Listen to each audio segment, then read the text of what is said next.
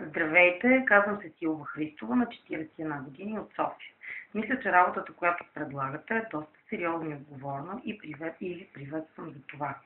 Аз като потребител на сайтове за групово пазаруване се отказах да ходя на масажи, защото и двата пъти, в които си купих ваучер, не получих услугата, която очаквах. Информирах собствениците и на сайта и собственичката на салона, че така клиенти не могат да се печелят.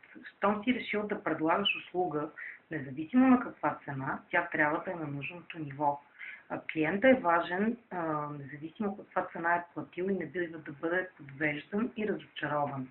Затова работата изпитател на оферти трябва да е поверена на сериозен и отговорен човек, който да бъде обективен в своите преценки за предлаганата оферта, независимо в коя сфера. Дали в услуги, масажи, козметични процедури, дали в ресторант, предлагана храна или всякакъв друг вид услуги, които ще бъдат предлагани в Офертомат БГ, за да могат вашите клиенти да бъдат доволни на 100% от това, което се предлага в сайта. Пожелавам ви успех!